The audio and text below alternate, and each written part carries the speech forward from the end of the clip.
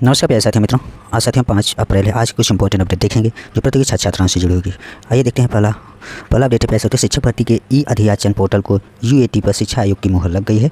Added विद्यालयों, महाविद्यालयों और कुछ अन्य शिक्षण संस्थानों में शिक्षक भर्तियों की प्रक्रिया तेज और पारदर्शी बनाने की दिशा में उत्तर प्रदेश शिक्षा सेवा चयन आयोग ने महत्वपूर्ण कदम उठाया है। ई अध्याचन पोर्टल के लिए यूजर एक्सपेक्टेंट टेस्टिंग यानी यूएटी पर माध्यमिक और उच्च शिक्षा विभाग के बाद अब शिक्षा सेवा चयन आयोग ने भी हस्ताक्षर कर दिए हैं कर उसे 2 दिन पहले कार्मिक विभाग को भेज दिया है।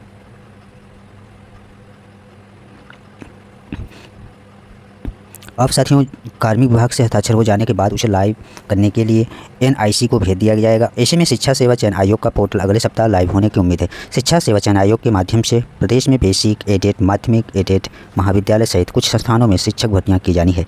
इन भर्तियों के लिए अध्याचन रिक्तियों का प्रस्ताव ऑनलाइन माध्यम से भेजने और प्राप्त करने के लिए ई अध्याचन पोर्टल विकसित किया गया है।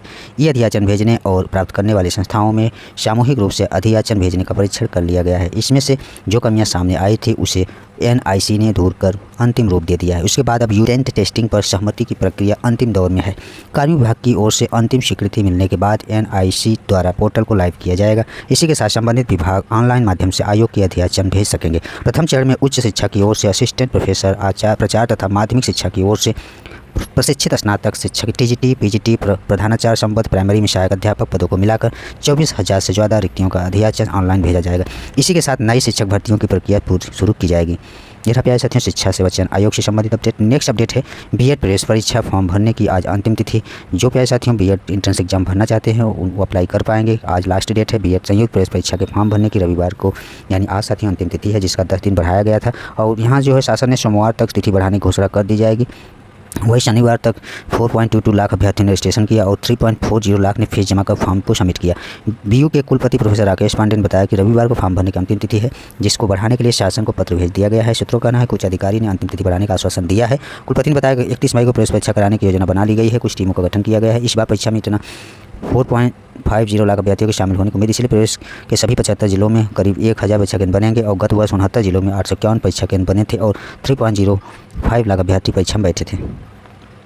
प्यारे साथियों कुलपति ने अंतिम तिथि बढ़ाने के लिए शासन को भेजा है पत्र। साथियों नेक्स्ट अपडेट देखेंगे प्यारे साथियों, टेट की अनिवार्यता के खिलाफ दिल्ली में गर्जे। 8वीं तक के सरकारी स्कूलों में 2011 के पूर्व नियुक्त शिक्षकों के लिए टेट अनिवार्यता के खिलाफ रामलीला मैदान में नई दिल्ली में शनिवार को आयोजित देशव्यापी प्रदर्शन में प्रयागराज से बड़ी संख्या में शिक्षकों ने प्रतिभाग किया है।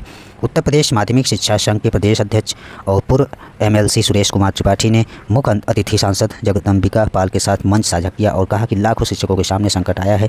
इस संकट से लड़ने का काम टीचर्स फेडरेशन ऑफ इंडिया ही करेगा। और प्राथमिक शिक्षक संघ के जिलाध्यक्ष Devendra Kumar Shrivastava, junior high school शिक्षक संघ के विनोद कुमार पांडे आदि ने भी प्रदर्शन किया। नेक्स्ट अपडेट है साथियों, एनडीए सीडीएस की परीक्षा 12 अप्रैल को होगी। यूपीएससी द्वारा साथियों एनडीए सीडीएस की परीक्षा जिले के 33 केंद्रों पर 12 अप्रैल को होगी। साथियों प्रयागराज की बात है और कुल साथियों प्रयागराज में साथियों कुल 13,300 अभ्यर्थी बुलाए गए हैं और 17 सेक्टर मजिस्ट्रेट तैनात किए जा रहे हैं। और एमडीएम सिटी सत्यम मिश्र ने बताया कि परीक्षा की सभी तैयारियां की जा रही है। सेक्टर व स्टैटिक मजिस्ट्रेट की तैनाती की जा रही है। कक्षा निरीक्षकों की ड्यूटी नियमों के अनुसार लगाई जाए। यानी साथियों आप लोगों को 12 अप्रैल को साथियों एनडीए और सीटीएस की परीक्षा होगी। नेक्स्ट अपडेट देखेंगे प्यारे साथियों, उत्तर प्रदेश में उच्च शिक्षा धीरे धीरे निजीकरण की राह पर बढ़ती जा रही है। शैक्षणिक सत्र 2025-26 के आंकड़ों पर गौर करें तो पता चलेगा कि राजकीय और शासकीय सहायता प्राप्त महाविद्यालयों की तुलना में निजी महाविद्यालयों की संख्या तकरीबन 14 गुना हो गई है। वहीं राज्य विश्वविद्यालय की तुलना में 2 गुने महाविद्यालय संचालित है। 18-19 सत्र में से तुलना करें तो निजी महाविद्यालयों की संख्या में लगभग 1000 का इजाफा हुआ है। और 18-19 में यूपी में 6531 निजी महाविद्यालय थे जो अब 75-26 हो गए हैं।